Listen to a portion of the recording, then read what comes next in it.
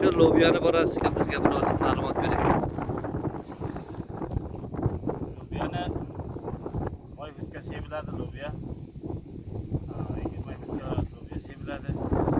Lobiyani yeri bir joyi ushka bo'lsa, u zamin bo'lsa, lobiya qiladi. Har raqam yer lobiya qilmaydi. Va taklif va zamoti ko'pdir lobiyani.